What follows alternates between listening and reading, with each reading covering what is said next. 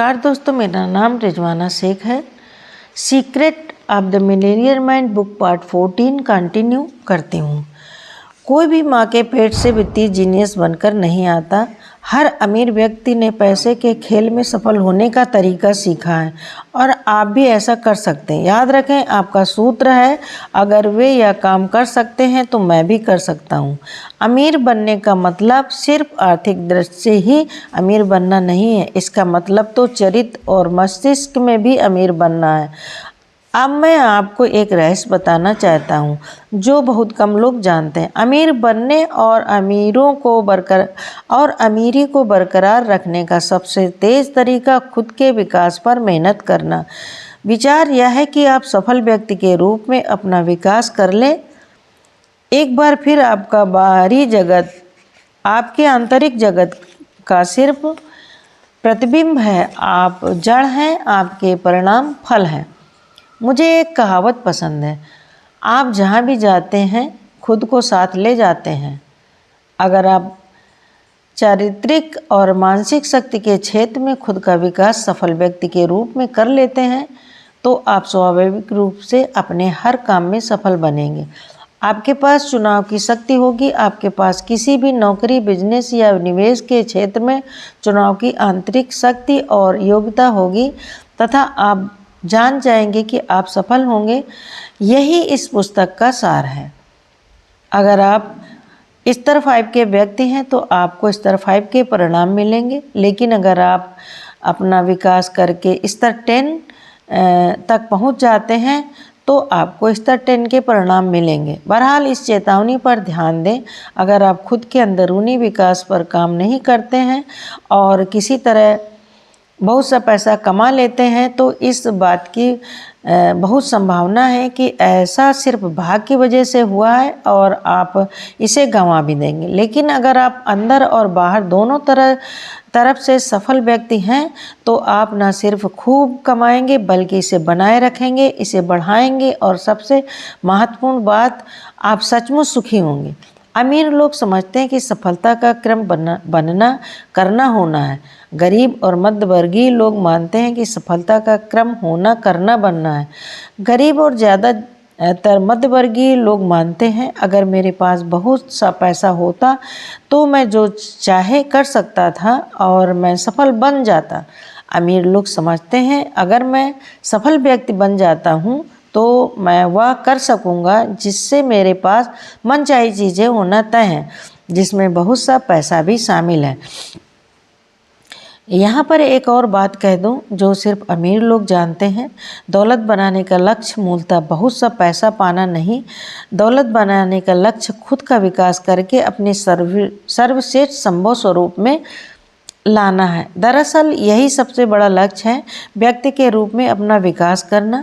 विश्व भर में मशहूर गायिका और अभिनेत्री मैडोना से पूछा गया कि वे हर साल अपना हुलिया, संगीत और शैली क्यों बदलती रहती हैं। उनका जवाब था कि संगीत उन्हें सेल्फ को अभिव्यक्त करने का माध्यम है और हर साल खुद को बदलने से वे अपने मनचाहे स्वरूप वाले व्यक्ति में विकसित होने के लिए विवश होते हैं। संक्षेप में, सफलता का संबंध क्या से नहीं कौन से है। अच्छी खबर यह है कि कौन यानी आप प्रशिक्षण और सीखने के लिए पूरी तरह से योग्य हैं।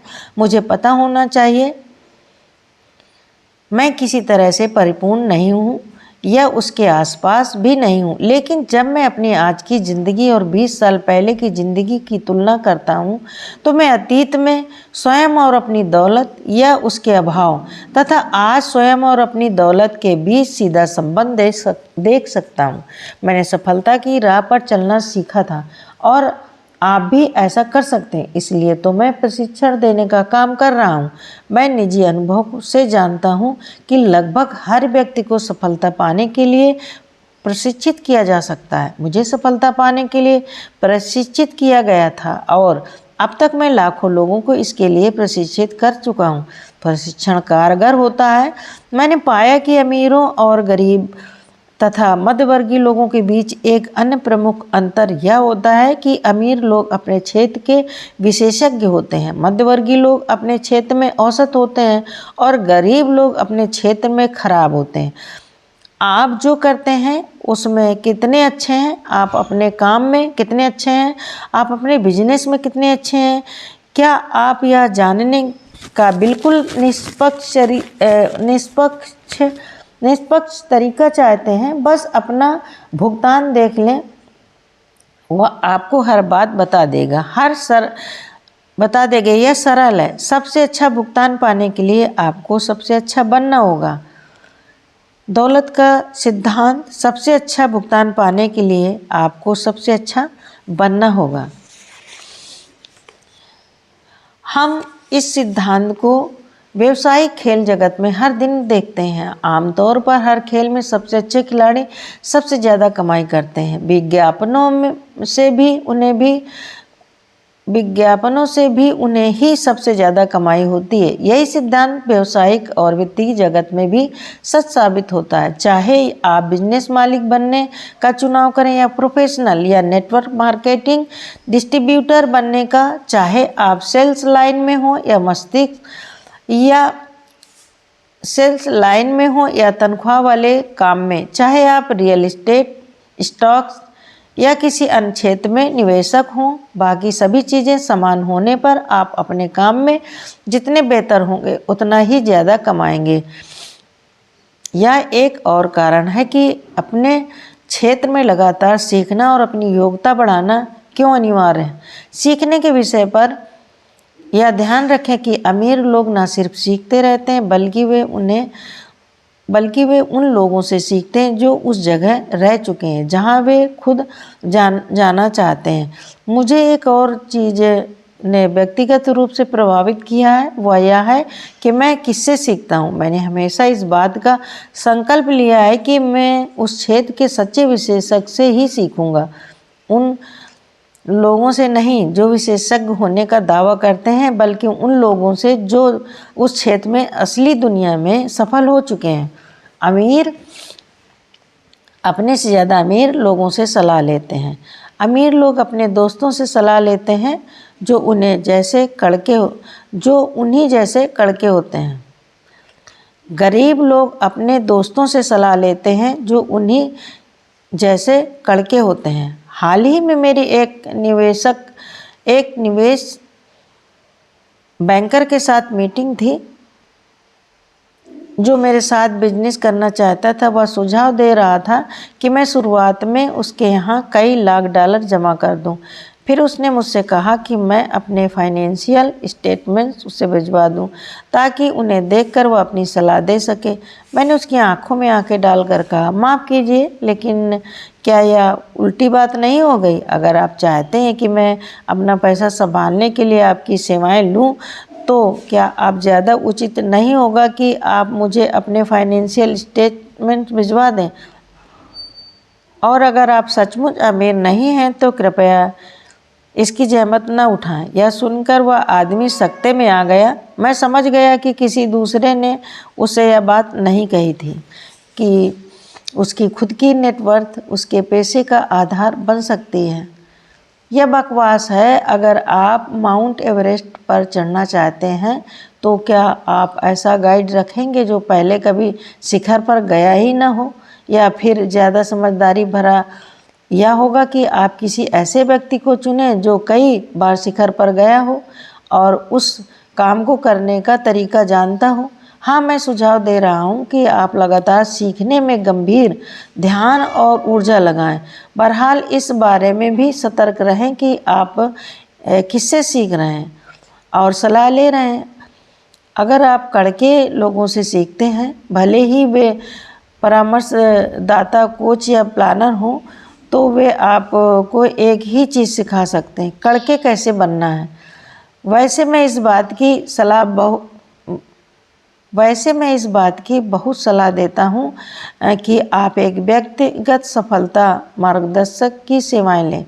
अच्छा कोच आपको उस काम में लगाए रखेगा जो आप करना चाहते हैं। कुछ कोच जीवन मार्गदर्शक होते हैं, इसका मतलब है कि वे हर चीज़ संभालते हैं। बाकी कोच किसी खास क्षेत्र के विशेषज्ञ होते हैं जो व्यक्तिगत या व्यावसायिक प्रदर्शन, वित्तीय मामले के बिजनेस संबंध, स्वास्थ्य और यहाँ तक कि आध्यात्मिकता के मामले ही संभालते हैं। एक बार फिर कहूँगा, अपने संभावित कोच की पृष्ठभूमि का पता लगाएं और यह सुनिश्चित कर लें कि वह उन क्षेत्रों में सफलता पा चुका हो तो आपको महत्वपूर्ण लगते हैं। जिस तरह माउंटेन एवरेस्ट पर चढ़ने के कई सफल मार्ग हैं, उसी तरह ऊंची आमदनी, तीव्र वित्तीय स्वतंत्रता और दौलत पाने के भी कई आजमाए हुए रास्ते और अचूक रणनीतियाँ हैं। बस आपको उन्हें सीखने और अमल में लाने का इच्छुक बनना होगा। एक बार फिर हमारी millennial mind money management with के अनुरूप प्रबल सलाह देता हूं कि आप अपनी 10% आमदनी शिक्षा फंड में लगाएं। इस पैसे का इस्तेमाल खास तौर पर कोर्सों में जाने, पुस्तकें, टेप, सीडी या अन्य किसी चीज़ को खरीदने में करें जिसके द्वारा आप खुद को शिक्षित करना चाहें, फिर चाहे यह औपचारिक शिक्षा तंत्र हो या निजी प्रशिक्षण कंपनी हो या आमने सामने की व्यक्तिगत कोचिंग हो। आप चाहे जो विधि चुनें, शिक्षा फंड यह सुनिश्चित करता है कि आपके पास हमेशा सीखने और विकास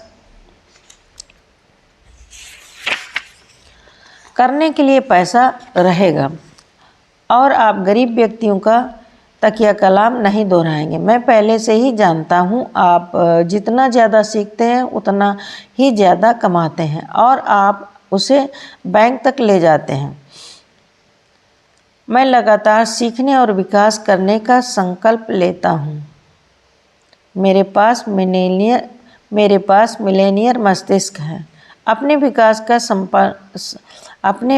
का संकल्प लें। हर महीने कम से कम एक पुस्तक पढ़ें, एक शैक्षणिक टेप या सीडी सुनें। हर महीने धन, बिजनेस या व्यक्तिगत विकास पर एक सेमिनार में भाग लें या करके तो देखें। आपका ज्ञान, आत्मविश्वास और सफलता आसमान छूने लगेगी।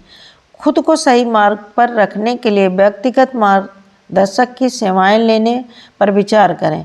मिलेनियर माइंड इंटेंसिव में भाग लें। इस अद्भुत कोर्स ने हजारों लोगों की ज़िंदगी बदल दी है और यह आपकी भी ज़िंदगी बदल देगा। तो अब मैं क्या करूं? तो अब आप क्या करें? आप कहां से शुरू करें? मैंने यह पहले ही कहा है और मैं यह बात बार बार बहुत बार कहूँगा। शब्द तो चवन्नी के 100 मिलते हैं। मुझे उम्मीद है कि आपको यह पुस्तक पढ़ने में मज़ा आया होगा, लेकिन इससे भी ज़्यादा महत्वपूर्ण मुझे उम्मीद है कि आप इसके सिद्धांतों पर अमल करके अपने जीवन का बेहतरीन विकास कर लेंगे। बहरहाल मेरा अनुभव कहता है कि सिर्फ पढ़ने से ही आप में वह फ़र्क नहीं आएगा जिसकी आप तलाश कर रहे हैं। पढ़ना सिर्फ शुरुआत है, लेकिन अगर आप असल दुनिया में सफल होना चाहते हैं तो आपके काम महत्वपूर्ण हैं। इस पुस्तक के खंड 1 में मैंने आपको धन के ब्लूप्रिंट की अवधारणा बताई थी। यह सरल है। आपके धन का ब्लूप्रिंट आपकी आर्थिक नीयत को तय करता है। आप मेरे सुझाए सभी अभ्यास जरूर करें, चाहे वह शाब्दिक प्रोग्रामिंग, मॉडलिंग, अनुसरण और विशेष घटनाओं के क्षेत्र में हो। हर अभ्यास पूरा करने से आप अपना ब्लूप्रिंट बदल सकते हैं और ऐसा ब्लूप्रिंट बना सकते हैं जो वित्तीय सफलता पाने में आपकी मदद करेगा। मैं आपको इस बात के लिए भी प्रोत्साहित करता हूं कि आप मेरी सुझाई घोषणाएं हर दिन दोहराएं। इस पुस्तक के खंड में अपने 17 विशिष्ट तरीके सीखे। आपने 17 विशिष्ट तरीके सीखे जिनसे अमीर लोग गरीब और मध्यवर्गीय लोगों से अलग तरह से सोचते हैं। मेरी सलाह है कि आप दी गई घोषणाओं को हर दिन दोहराएं। इनमें से प्रत्येक दौलत की फाइल को याद कर लें। इससे ये सिद्धांत आपके दिमाग में जड़ें जमा लेंगे। अंततः आप जिंदगी और ख़ास तौर पर पैसे को बहुत अलग नज़र से देखने लगेंगे। वहाँ से आप नए चुनाव करेंगे, नए निर्णय लेंगे और नए परिणाम पाएंगे। इस प्रक्रिया को तेज करने के लिए आप दौलत की हर फाइल के अंत में दिए गए कार्य अभ्यास करें। यह कार्य अभ्यास अनिवार्य है। स्थायी परिवर्तन के